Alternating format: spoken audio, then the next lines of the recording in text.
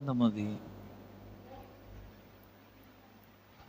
యోబు గ్రంథం 34వ అధ్యాయం 10వ వచనాన్ని మనం చదువుకుందాం.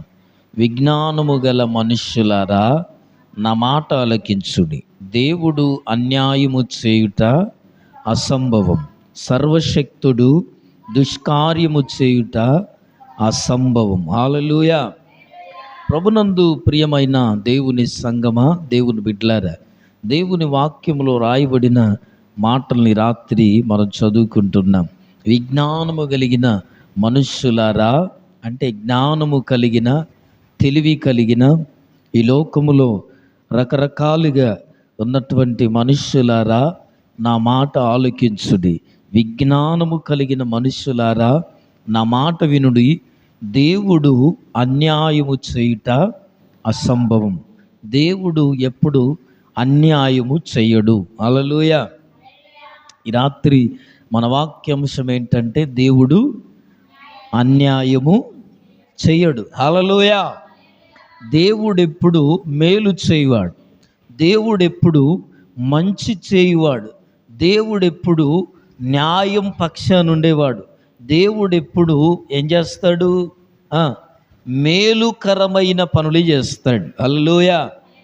దేవుని తలంపులు గొప్పవి మనుషుల పట్ల, దేవుని ప్రణాళికలు గొప్పవి. దేవుడెప్పుడు ప్రభునందు ప్రియులారా మనుషులకు మేలు చేయ ఉద్దేశించువాడట. హల్లెలూయా. దేవుడు ఏం చేస్తాడు కదా, మనందరికీ ఏం చేస్తాడు? జ్ఞానము కలిగిన మనుషులారా, నా మాట వినండి.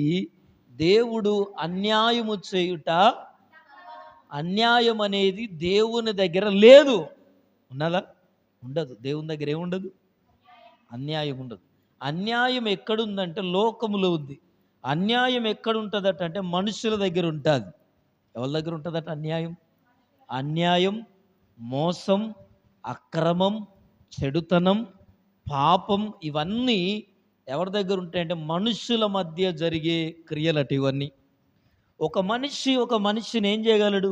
అన్యాయం చేయగలడు, మోసం చేయగలడు. కానీ దేవుణ్ణి ఎవరు కూడా అన్యాయం చేయలేరు. Hallelujah. Praise the Lord. Hallelujah. వింటున్నారు నా మాటలు ఈ రాత్రి ప్రభునందు ప్రియులారా? అందుకోసమే దేవుని వాక్యం అంటుంది, ఈ రాత్రి దేవుడు ఎలాంటి వాడంటే, చాలామంది హృదయాల్లో వారికి జీవితములో కలిగిన, ఎందుకు ఈ మాటలు జ్ఞాపకం చేస్తున్నానంటే, ప్రభునందు ప్రియ సహోదరి, ప్రియ సహోదరుడా, ఇదిగో కుటుంబంలో ఒకరి పట్ల ఒకరు అన్యాయంగా ఉండొచ్చు, ఒకరి పట్ల ఒకరు మోసంతో బ్రతకొచ్చు. భార్య భర్తకు, భర్త భార్యకు, తల్లిదండ్రులకు పిల్లలకు, పిల్లలు తల్లిదండ్రులకు, ఒక కుటుంబం మరొక కుటుంబానికి,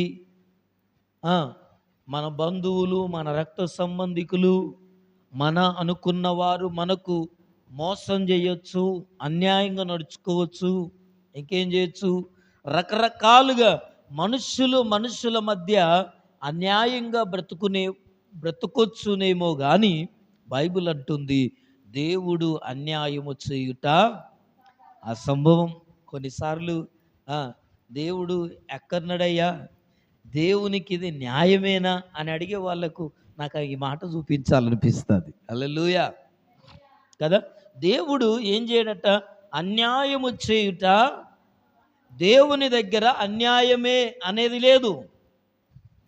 ప్రభునందు ప్రియులారు, ఆయన దగ్గర ఏముంటుందంటే కిలలు కిలలు, కేజీల కేజీలు ఏముంటుంది? న్యాయం ఉంటుంది. ఆయన లోకంలోనికి మనుషులను న్యాయవంతులుగా, యథార్థవంతులుగా మనుషులను పుట్టించాడట. అందుకోసమే ప్రసంగి 7వ అధ్యాయంలో అంటాడు, మనుషులను ఆయన యథార్థవంతులుగా పుట్టించెను. తెలుసా మీ అందరికీ? దేవుడు మనుషులను ఎలా పుట్టిస్తున్నాడు లోకంలో? యథార్థవంతులుగానే, నీతిమంతులుగానే. ప్రభునందు ప్రియులారా, మనుషులను ఆయన కలగజేస్తున్నాడు, నిర్మిస్తున్నాడు. కానీ ఆ మానవుడు లోకంలోనికి వచ్చిన తర్వాత లోకములో బ్రతకడం నేర్చుకొని ఏమవుతున్నారు తెలుసా?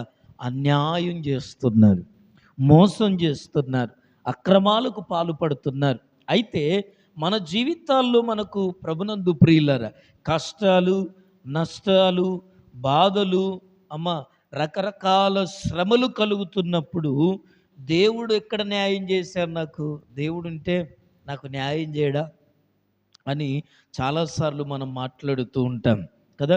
చాలాసార్లు ప్రభునందు ప్రియులారా, దేవుడుంటే నాకెందుకు ఇలా జరుగుద్ది, దేవుడుంటే నా జీవితంలో ఈ శ్రమ ఎందుకు, ఈ కష్టం ఎందుకు, ఈ అవమానం ఎందుకు, ఈ నింద ఎందుకు, ఈ బాధ ఎందుకు, ఈ బాధలు దేవుని కనపడతలేవా, నా కొడుకునే చంపాలా, నా జీవితంలోనే నష్టం తీసుకురావాలా, నా జీవితంలోనే ఈ బాధ కలగాల, దేవునికి ఏం లేదు, న్యాయం లేదు. హల్లెలూయా, హల్లెలూయా.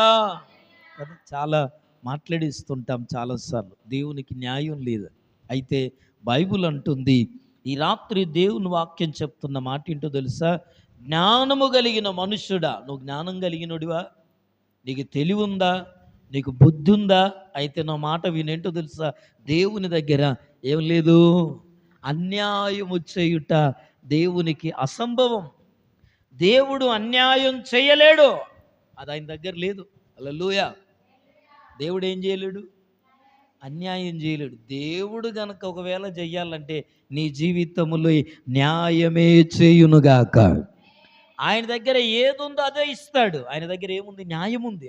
అన్యాయము చేయుట అసంభవం. ఆయన జీవితంలో దేవుని గుణలక్షణాల్లో అన్యాయం లేదు, అక్రమము లేదు, చెడుతనము లేదు, పాపము లేదు. నాలో పాపముందని మీలో ఎవరైనా రుజువు చేయగలరా అంటాడు యోహాను సువార్త 8వ అధ్యాయంలో. వ్యభిచారంలో పట్టబడిన స్త్రీని చంపడానికి వచ్చినప్పుడు మీలో ఎవరైనా నాలో పాపముందని వాళ్ళందరికీ సవాల్ ఇసిరాడు ఆయన. హల్లెలూయా. ఆయన ఏ పాపము లేనివాడు కదా. అందుకోసమే ప్రభునందు ప్రియులారా, దేవుడు అన్యాయము చేయుట అసంభవం. దేవుడు అన్యాయస్తుడు కాదు.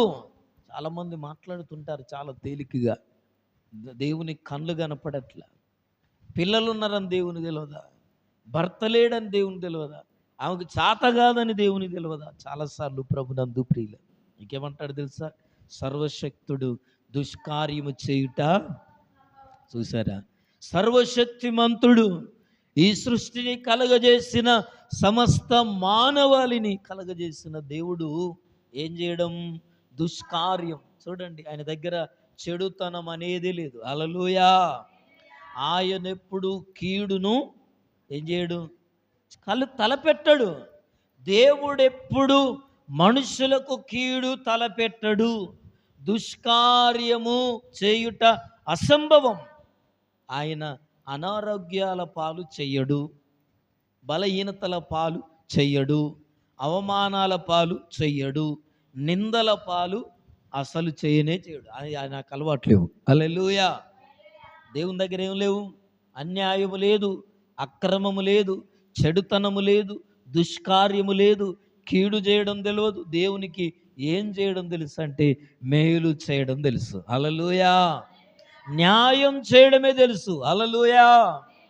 అందుకోసమే ప్రభునందు ప్రియమైన దేవుని బిడ్డలారా, ఈ మాటలను దేవుని వాక్యముల నుండి ఈ రాత్రి కాల సమయంలో నేను జ్ఞాపకం చేస్తున్నాను. యెషయా గ్రంథం 49వ అధ్యాయం 15వ వచనంలో దేవుని వాక్యాన్ని మనం చదువుకుందాం. యెషయా గ్రంథం 49వ అధ్యాయం 15వ వచనంలో రాయబడిన మాటను మనం చదువుకుందాం.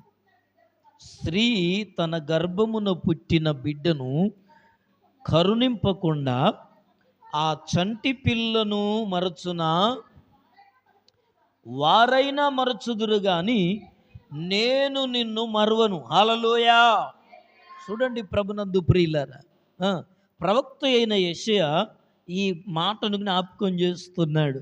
స్త్రీ తల్లి తన గర్భమున పుట్టిన బిడ్డను కరుణింపకుండా ఏం చేస్తుంది, తన చంటి పిల్లను, తన కుమారుణ్ణి లేదా తన కుమార్తెను, తన పాలిచ్చే పిల్లను, చంటి పిల్ల అంటే పాలు తాగటంలే కదా, చంకలో ఉండేవాళ్ళని అర్థం. ప్రభునందు ప్రియులారా, స్త్రీ చూడండి, తల్లి తన గర్భమున పుట్టిన బిడ్డను కరుణింపకుండా ఆకలిస్తుందంటే, దాహమిస్తుందంటే, అమ్మ అవసరం ఉందంటే, ఎత్తుకోమ్మంటే, చేతులిస్తే కరుణింపకుండా చంటి పిల్లను మరచునా, ఒకవేళ వారైనా మరుచుదురు గాని నేను నిన్ను మరువను. హల్లెలూయా. కదా కొన్నిసార్లు పిల్లలు మనకు ఎన్ని పనులున్నా మన పనులను అర్థం చేసుకోకుండా మమ్మీ నన్ను ఎత్తుకోమని ఏడుస్తారు. అవునా కదా? అవునా కదా? కొన్నిసార్లు ఏం చేస్తారు పిల్లలు? నన్ను ఎత్తుకోమని ఏడుస్తారు, లేదా నాకు కొనియమని ఏడుస్తారు. నువ్వెంత బిజీగా ఉన్న పిల్లలకు అవసరంలా. అర్థమవుతుందా? నీకెన్ని పనులున్న పిల్లలకు అవసరం లేదు. ఏం కావాలో తెలుసా? మమ్మీ నన్ను ఎత్తుకోవాలా, మమ్మీ నన్ను పడుకోబెట్టాలా, మమ్మీ నాకేం చేయాలా? అన్నం తినబెట్టాలా, మమ్మీ నన్ను దగ్గర తీసుకోవాలా. నువ్వు ఏ పనిలున్నావో అనవసరం. హల్లెలూయా. నిజమా కదా? పిల్లలు చూస్తే అప్పుడప్పుడు ఏం చేస్తామంటే, నేనేం పనులున్నా అర్థమైతే లేదు అని కోపం చేస్తాం. కానీ వానికి అవన్నీ తెలియదు. పిల్లలకు అవన్నీ అర్థం కావు. పిల్లలకు అవన్నీ అవసరం లేదు. ఏం కావాలో తెలుసా? నీ ఒడి కావాలా, నువ్వు ఎత్తుకోవడం కావాలా, నువ్వు జోలపాడడం కావాలా, నువ్వు దగ్గర తీసుకోవడం కావాలా. ప్రభునందు ప్రియులారా, అయితే తల్లిదండ్రులు కొన్ని సమయాల్లో వారైనా మరుచుదురేమో, అంటే పనులను బట్టి, భారాన్ని బట్టి, బాధ్యతను బట్టి వారైనా మరుచుదురేమో కానీ నేను నిన్ను మరువను. చూడండి ఎంత చక్కటి మాట. దేవుడు మర్చిపోయేవాడు కాదు. ఈ లోకములో ఎవరు మనలను మరిచినా ఆయన మర్చేవాడు కాదు. ఏ రోజు నువ్వు మర్చిపోయినా, ఎన్ని రోజులు నువ్వు ఆయనను విడిచిపెట్టినా ఆయన మాత్రం మనల్ని విడిచిపెట్టేవాడు కాదు, మర్చిపోయేవాడు కాదు. నువ్వు కొన్నిసార్లు అలసిపోయి ప్రార్థించలేక, ఆయనను తలుసుకోలేక పడుకుంటావు, నిద్రపోతావు, ఇంకేమంటావు? కొన్ని రోజులు ఆయనను తలుచుకోకుండా ఉండొచ్చు. వారైనా మరచుదురేమో కానీ నేను నిన్ను మరువను. చూడండి ఎంత చక్కటి దేవుడు ఆయన. అందుకోసమే సర్వశక్తుడు దుష్కార్యము చేయుట అసంభవం, దేవుడు అన్యాయము చేయుట అసంభవం. ఆయన దగ్గర అన్యాయం లేదు, ఆయన దగ్గర దుష్కార్యము లేదు. అయితే తల్లిదండ్రులు ఏం చేస్తారట? ఒకవేళ అన్యాయం చేస్తారు. నువ్వు ఎత్తుకోమన్నప్పుడు నేను ఎత్తుకోలేదని పిల్లలు అలిగే వాళ్ళు ఉంటారు. హల్లెలూయా. ఎత్తుకోమన్నప్పుడు ఎత్తుకోలేదు, నాకు అన్నం పెట్టమన్నప్పుడు అన్నం పెట్టలేదని, దగ్గర తీసుకోమన్నప్పుడు తీసుకోలేదని. అయితే ఒకవేళ తల్లిదండ్రులైనా పిల్లలకి అన్యాయం చేస్తారేమో కానీ ఇక్కడున్న రాయబడిన మాట ప్రకారం దేవుడు అన్యాయం మాత్రం చేయడండి. హల్లెలూయా. దేవుడు ఏం చేయడట? అన్యాయం చేయడు. ఎందుకు చేయడో తెలుసా? దేవుడు అన్యాయం చేస్తాడు అనుకోవడం, ప్రభునందు ప్రియులారా, దేవుడు అన్యాయం చేస్తాడని అనుకుంటేనట మనం అన్యాయస్థలం అవుతామట. హల్లెలూయా. దేవుడు అన్యాయం చేస్తాడు అనుకుంటే ఎవరం?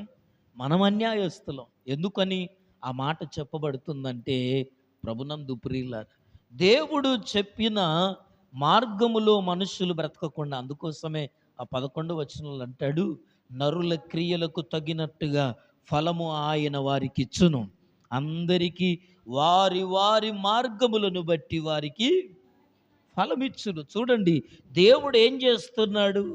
దేవుడు మేలు చేయవాడే, దేవుడు ఆశీర్వదించువాడే, దేవుడు మంచినిచ్చువాడే, దేవుడు ఆరోగ్యాన్నిచ్చువాడే, దేవుడు స్వస్థతనిచ్చువాడే, దేవుడు విడుదలనిచ్చువాడే, దేవుడు ఫలాన్నిచ్చువాడే, దేవుడు. ప్రభునందు ప్రియులారా, ఈ లోకములో మానవులను ఆయన ఏం చేస్తున్నాడంటే వృద్ధిపరచువాడే. మానవుల కొరకున్నాడు ఆయన. హల్లెలూయా. మనకు మేలు చేయడం కొరకున్నాడు దేవుడు, మనల్ని విడిపించడం కొరకున్నాడు ఆయన, మన బాధలను తీసేయడానికి ఉన్నాడు ఆయన. హల్లెలూయా. దేవుడు ఎందుకున్నాడు? ప్రభునందు ప్రియులారా, మన ఆపదల్లో, మన శ్రమల్లో, మన కష్టాల్లో, మన బాధల్లో, మన ఇరుకుల్లో, వాటన్నిటి నుండి మనల్ని విడిపించడానికి, మన బాధలు తుడిచివేయడానికి ఆయన మనకున్నాడు. ఆయన మనకు చాలిన దేవుడు అని రాస్తాడు. హల్లెలూయా. ఎలాంటి వాడైనా మనకు సరిపోయినవాడు. హల్లెలూయా. అలాంటి దేవుడు. ప్రభునందు ప్రియులారా, ఎందుకు మాట చెప్తున్నానంటే, నరుల క్రియలకు ఈ లోకంలో ప్రభునందు ప్రియులారా శ్రమలు, కష్టాలు, కన్నీళ్ళు, కరువు, ఉపద్రవం, రకరకాల ప్రాబ్లమ్స్ అన్ని మనుషులకు ఎలా వస్తాయంటే, బైబిల్ అంటుంది నరుల క్రియలకు తగినట్లుగా ఆయన వారికి ఫలం ఇస్తున్నాడు. నువ్వు ఏది కోరుకుంటావో, నువ్వు ఏ మార్గాన్ని ఎంచుకుంటావో, నీకు ఇష్టమైనట్లుగా బ్రతకడం నువ్వు ఇష్టపడతావో దాన్ని బట్టే నీకు శ్రమలు కలుగుతాయి. ఎవరి ఇష్టానుసారమైన మార్గంలో వారు నడుస్తారో, జీవించి వారికి ఇష్టమైనట్లుగా, వారికి నచ్చినట్లుగా, వారి ఆలోచన విధానంగా ప్రభునందు ప్రియుల ఈ రాత్రి ఎంతమంది మీ జీవితాల్లో నేను దేవుని మార్గంలో నడుస్తున్నానని చేయగలరు? ఈ రాత్రి నైట్ ప్రార్థనలో నేను దేవుని మార్గంలో నడుస్తున్నాను, నేను దేవుడు చెప్పినట్లుగానే బ్రతుకుతున్నాను అంటారా మీరు? ఎవరైనా మీలో ఎవరైనా ఒక్కరైనా ప్రభునందు ప్రియులారు, దేవుడు కోరుకున్నట్లుగా నేను బ్రతుకుతున్నాడు, దేవుడు చెప్పినట్లుగా బ్రతుకుతున్నాను. ఎందుకు ఈ మాటని రాత్రి ఇంత సవాలుగా చెప్పగలుగుతున్నానంటే ప్రభునందు ప్రియులారా, కొన్నిసార్లు నా జీవితంలో నేను చేస్తున్న పనులను బట్టి, వింటున్నారా, చేస్తున్న పనులను బట్టి నేను ఏ మార్గములో వెళుతున్నానో నేను ఆలోచన చేస్తున్నాను. చేస్తున్న ప్రతిసారి నాకేం జరుగుతుందో తెలుసా? దేవుడు నాకు ఏమి సంభవించబోతుందో, నేను ఎక్కడికి వెళ్ళబోతున్నానో, ఎవరి ద్వారా నాకు ఇదిగో కీడు రాబోతుందో, ఎవరు నన్ను ప్రభునందు ప్రియులారా కీడు తలపెట్టబోతున్నారో, ఎవరి కుటుంబంలోనికి నాశనం రాబోతుందో, ఏ కుటుంబం మీదకి మరణం రాబోతుందో, ఎవరి జీవితంలోనికి ఆపద రాబోతుందో నాకు ప్రేరేపణ కలుగుతున్నాయి. నాకు ఆశ్చర్యం వేస్తుంది ప్రభునందు ప్రియులారా. ఎందుకు ఈ మాటలు జ్ఞాపకం చేస్తున్నానంటే, ఈ రాత్రి నేను జ్ఞాపకం చేస్తున్నాను, మనం దేవుని మార్గంలో ఉన్నామా లేదా మనం పరీక్షించుకోవాలా. దేవుని మార్గములో గనక మనం లేకపోతే, మన ఇష్టానుసారమైన జీవితాన్ని మనం కలిగి ఉంటే, మనం ఇదిగో ఏమవుతుందో తెలుసా? జీవించి లేని పోని కష్టాలను మన జీవితంలోని తెచ్చుకుంటామట. లేనిపోని సమస్యలు తెచ్చుకుంటాం. అందుకోసం బైబిల్ అంటుంది, నరుల క్రియలకు తగినట్లుగా దేవుడు అన్యాయం చేయడు, సర్వశక్తుడు దుష్కార్యం చేయడు. కానీ నీ జీవితంలోనికి అన్యాయం ఎక్కడి నుంచి వస్తుంది? నీ జీవితంలో అక్రమం ఎలా వస్తుంది? నీ జీవితంలోనికి కీడు, నీ జీవితంలోనికి బాధ, నింద, అవమానం, రోగం, బలహీనత ఎలా వస్తుందంటే, నరుల క్రియలకు తగినట్లుగా ఆయన ఏం చేస్తున్నాడట? నీకు ఇష్టమైన మార్గం ఏదో కోరుకొని పోతున్నప్పుడు దేవుడు ప్రేరేపిస్తాడు. అది నాకు ఇష్టమైంది కాదు, అది నీకు అనవసరం అని చెప్తాడు ఎక్కడో ఒక్కడ. హల్లెలూయా. మనం చేసే ప్రతి పనిని బట్టి, నువ్వు దేవుని బిడ్డవైతే, నువ్వు ప్రార్థన చేసే వ్యక్తివైతే, నువ్వు చేసేది నాకు ఇష్టం లేదు, ఇది కరెక్ట్ కాదని నీతో మాట్లాడతాడు. హల్లెలూయా, ప్రైజ్ ది లార్డ్, హల్లెలూయా. ప్రభునందు ప్రియులారా, పోయిన వారం మన గత నెలలో మరి ఆదివారం నాడు నేను ఒక సంఘటన విన్నాను. ఏమన్నా తెలుసా? కొమరమ్మ ఆమె హాస్పిటల్కి వెళ్ళిందయ్యా, ప్రార్థన చేయండి, ఆమెకు బ్రెయిన్లో బ్లడ్ క్లాట్ అయిందని చెప్పినప్పుడు మనమందరం సండే ప్రార్థన చేద్దామని అనుకున్నాం. సోమవారం మరి నేను ఇంట్లో ఉన్నాను, సాయంత్రం 4 గంటలకేమో అకస్మాత్తుగా ఆమె కొరకు ఆలోచన చేస్తూ మరి ప్రార్థిస్తున్నప్పుడు, అంటే మనసు కూర్చొని ఆలోచన చేస్తూ ప్రభువా ఆ అమ్మను స్వస్థపరచు, బాగు చేయమన్నప్పుడు నాకెందుకు ఆమె చనిపోతుందని ప్రేరేపణ వస్తుంది. అంతేకాదు, చేస్తున్న ఉద్యోగంలో కూడా ఒక వ్యక్తి ద్వారా నీకు శోధన వస్తుంది, ఆ వ్యక్తి నీకు వ్యతిరేకంగా మాట్లాడబోతున్నాడన్న సంగతి కూడా ఆ గ్రూప్లో నేను మాట్లాడి బయటకు వచ్చిన తర్వాత, ఎందుకు ఇంటికి వచ్చిన దాకా అనిపిస్తుంది, ఆ వ్యక్తితో ఏదో జరుగుద్దేమో అనిపించింది నాకు. అనిపించిన కొద్ది రోజులకే ఆ వ్యక్తి ప్రభునందు ప్రియులారా నా మీద కొన్ని కారణాలు సృష్టించాడు. కానీ దేవుడు ఆ విషయాలను తప్పించాడు. అందులో మనం తప్పు చేస్తే ఇరుకునబడతాం, అర్థమవుతుందా? కానీ నేనేం చేయలేదు, ఆర్థికపరమైన విషయాలను ముట్టుకొని ఎప్పుడు కూడా డబ్బుల విషయంలో నేను చాలా దూరంగా ఉంటాను, డబ్బు నాకు ముఖ్యం కాదు. అందుకని ప్రభునందు ప్రియుల, ఎప్పుడైతే ఆ ప్రేరేపణలు కలిగాయో ఆ ప్రేరేపణలు నా జీవితంలో జరుగుతూ వచ్చాయి. నేను అనుకుంటాను, ఎందుకు ఈ మాట నీ రాత్రి నేను జ్ఞాపకం చేస్తున్నానంటే, నువ్వు ఏ పని చేసినా, ఏ ప్రయత్నం చేస్తున్నా, ఏ మార్గంలో వెళ్తున్నా, ఏ ప్రయాణం చేస్తున్నా, నీ ప్రయాణము సరైందైతే దేవుడు నీతో మాట్లాడతాడు. హల్లెలూయా, హల్లెలూయా, ప్రైజ్ ద లార్డ్. ఎందుకు ఈ మాట జ్ఞాపకం చేస్తున్నానంటే, మనం జ్ఞానము కలిగిన మనుషులారా, ఏమన్నాడు ఆయన, నా మాట వినండి. దేవుడేం చేయడు, అన్యాయము చేయుట అసంభవము, దుష్కార్యము చేయుట అసంభవం. సర్వశక్తుడు దుష్కార్యం చేయడు. మరి మన జీవితంలోనికి దుష్కార్యము, మన జీవితంలోనికి నష్టము, మన జీవితంలోనికి బలహీనత, మన జీవితంలోనికి రోగం, మన జీవితంలోనికి ఏమంటాం, అప్పుల బాధ, ఆర్థిక ఇబ్బందులు, రకరకాల సమస్యలు, కడుపు నొప్పి, కాలు నొప్పి, ఏదైనా కావచ్చు. ఎలా వస్తున్నాయంటే దేవుని వాక్యం అంటుంది, నరుల క్రియలకు తగినట్లుగా. నువ్వు కోరుకుంటున్నావు, నీకు ఇష్టమైనట్లుగా బ్రతకడం ఏ వ్యక్తి కోరుకుంటాడో తన ఆలోచనల ప్రకారం దేవుని బిడ్డలు ఎప్పుడు అలా కోరుకోవద్దు. దేవుని బిడ్డలు అలా కోరుకోవద్దు. ఎలా? నీకు ఇష్టం అనేది ప్రభు రక్తములో కడగబడునుగాక. హల్లెలూయా. నీ ఇష్టాలన్నీ ఎక్కడ పోవాలా? నీ ఇష్టాలన్నీ ఎప్పుడు ప్రభు చేతిలో పడతావో నీ జీవితం వర్ధిల్లుతుంది, నీ మార్గాలు వర్ధిల్లుతాయి, నీ ప్రయత్నాలు వర్ధిల్లుతాయి, నీ ఆశలు వర్ధిల్లుతాయి, నీ పనుల భారమంతా ప్రభువు చూసుకుంటాడు. కానీ ప్రభునందు ప్రియులారు, ఎందుకు ఈ మాటను జ్ఞాపకం చేస్తున్నానంటే, బైబిల్ అంటుంది, నరుల క్రియలకు తగినట్లుగా ఫలము ఆయన వారికి ఇచ్చును, అందరికీ వారి వారి మార్గములను బట్టి వారికి ఫలం ఇచ్చును. దేవుడు ఏమాత్రమును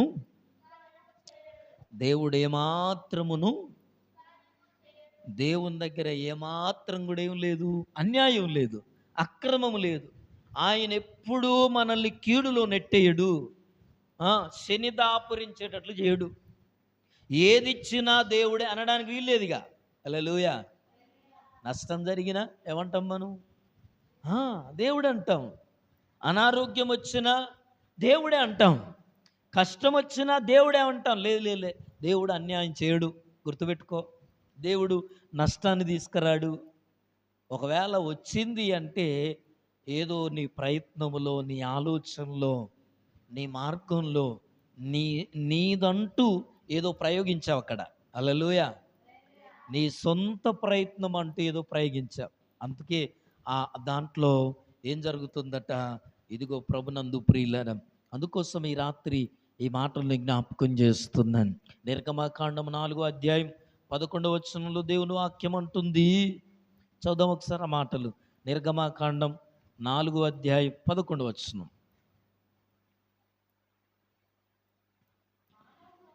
యెహోవా మానవునకు నోరిచ్చిన వాడెవడు? మూగవానినే గాని, చెవిటివానినే గాని, దృష్టిగలవానినే గాని, గుడ్డివానినే గాని పుట్టించిన వాడు ఎవడు? యెహోవానైన నేనే గదా. కాబట్టి వెళ్ళుము, నేను నీ నోటికి తోడయుండి నువ్వు ఏమి పలకవలసినది నీకు బోధించదనని అతనితో చెప్పెను. హల్లెలూయా, ప్రైజ్ ద లార్డ్. దేవుడు మోషేతో మాట్లాడుతున్న మాట. యెహోవా ఏమంటున్నాడు? ఆయన మానవునకు, మోషే చాలా కారణాలు చెప్తున్నాడు. అయ్యా నాది ఏంటిదట, నత్తి ఉన్నయ్యా, నోటి మాంద్యం, నేను మాట్లాడలేను, నేను మాట్లాడితే అందరూ నవ్వుతారు, నేను మాట్లాడితే అందరూ నాకెళ్ళి వింతగా చూస్తారు. ప్రభునందు ప్రియులారా, నీ టాలెంట్ ఎవరికి కావాలా?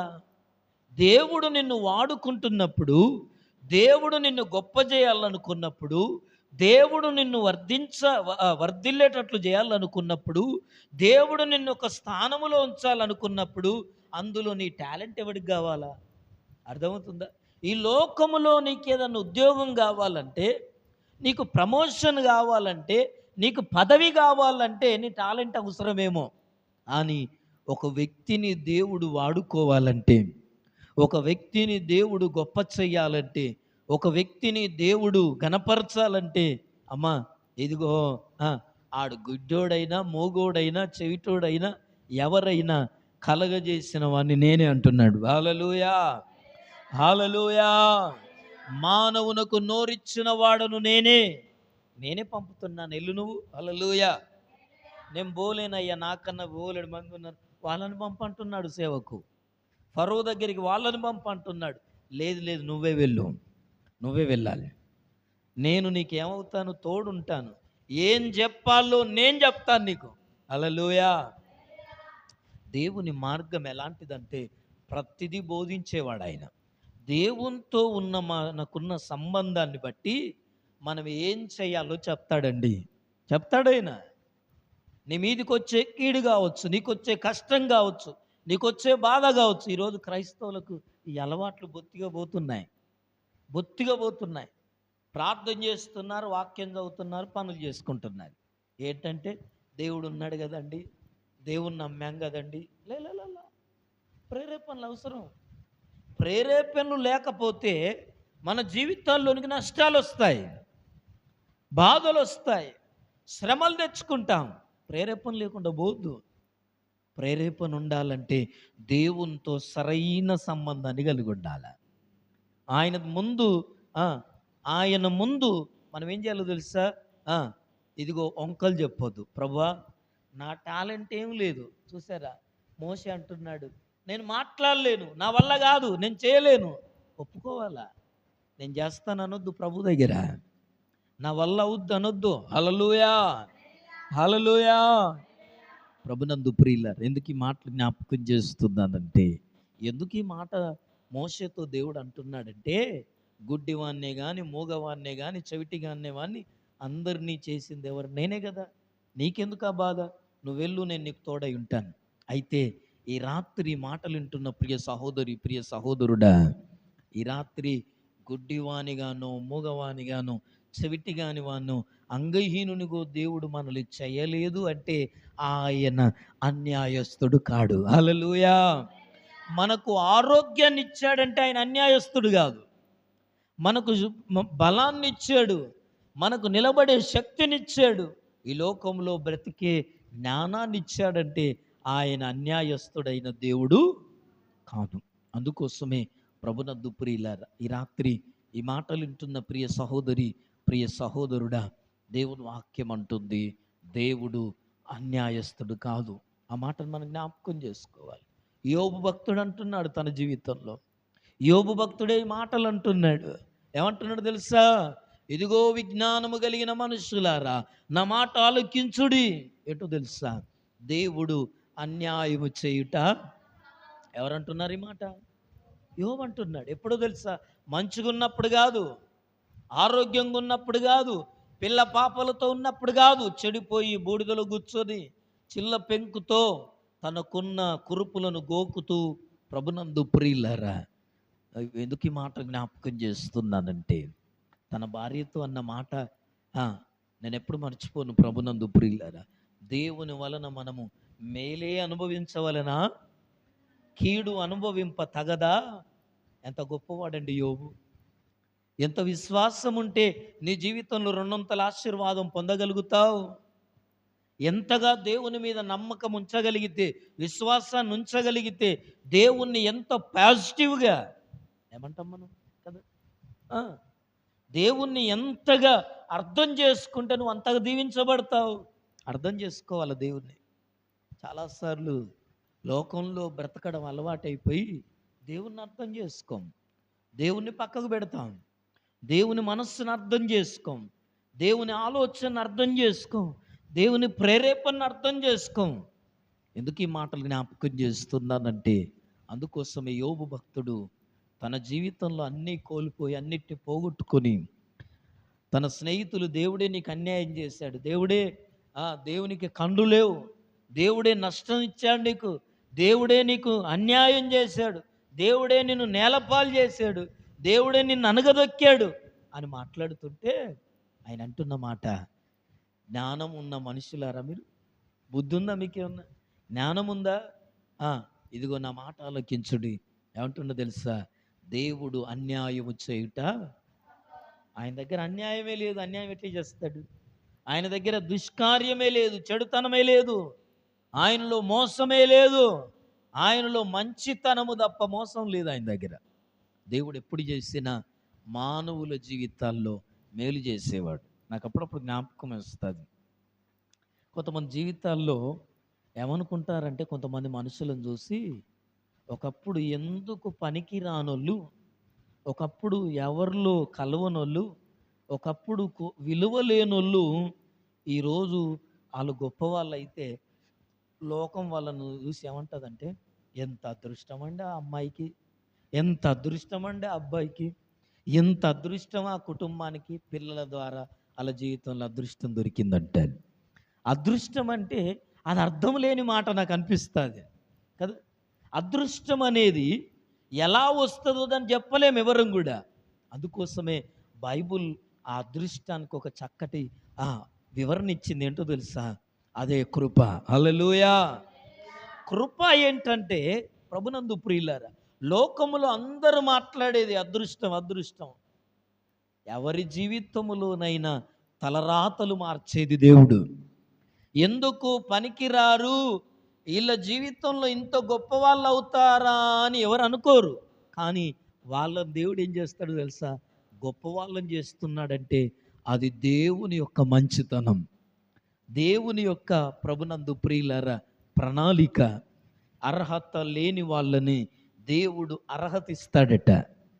బ్రతకలేని వాళ్ళకు దేవుడు ఏమిస్తాడట? బ్రతకడం నేర్పిస్తాడట. హల్లెలూయా. అందుకోసమే ఈ రాత్రి ప్రభునందు ప్రియులారా, మనందరి జీవితాల్లో దేవుణ్ణి ఎప్పుడు కూడా ఆయన అన్యాయస్తుడు కాదు అని భావించాలి. ఆయనలో ఏమాత్రం దుష్కార్యము లేదు. ఆయన ఎప్పుడు కీడును తలపెట్టడు. ఎప్పుడు కూడా ఊహించుకోవద్దు, ఆలోచన చేయొద్దు. దేవుడు ఎప్పుడు కూర్చున్నా దేవుని గురించి మనం ఎలాగుండాలి? ఆయన మేలు చేసేవాడు. కీడొచ్చిందంటే అది నీ పొరపాట్లను చూసుకోవాలి తప్ప, దేవుడు ఏం చేస్తున్నాడు నాకు కీడొత్తంటే అనడానికి లేదు మనకు. ఎందుకంటే యోబు తన జీవితంలో ప్రభునందు ప్రియులారా కీడును అనుభవింప తగదా? ఇన్ని రోజులు దేవుడు ఏది ఇస్తే అది తిన్నాం, ఏది తీసుకుంటే అది తీసుకున్నాం. గొర్రెలు ఇచ్చాడు, మేకలు ఇచ్చాడు, ఒంటెలు ఇచ్చాడు, పనివాళ్ళని ఇచ్చాడు, పిల్లల్ని ఇచ్చాడు, అన్నీ అనుభవించాం. మరి దేవుడిచ్చే ఒక కీడును మనము అనుభవింప తగదా అని చెప్తే, ప్రభునందు ప్రియులారా, ఎందుకు ఈ మాట జ్ఞాపకం చేస్తున్నానంటే, ఎందుకు ఈ మాటలు ఈ రాత్రి ఈ ఆన్లైన్ ప్రార్థనలు, ప్రభునందు ప్రియులారా, దేవుడు కీడును తలపెట్టువాడు కాదు. యోబు జీవితంలోనికి దేవుడు కీడును ఏం చేయలేదు, తీసుకురాలేదు. కానీ అపవాది యోబు జీవితంలో కీడు రావడానికి దేవుడు అనుమతినిచ్చాడు. హల్లెలూయా. అనుమతి ఇచ్చేది దేవుడే. కీడు విషయంలో ప్రభునందు ప్రియులారా తలపెట్టేది సాతానుడైతే అనుమతించేది దేవుడే. దేవుడే. అందుకోసమే ఈ రాత్రి మనమందరం తలలు వంచి కళ్ళు మూసుకొని ప్రార్థన చేద్దాం. దేవుని వాక్యాన్ని బట్టి. దేవుడు అన్యాయస్తుడు కాడు. సహోదరి సహోదరుడా, మన జీవితాల్లో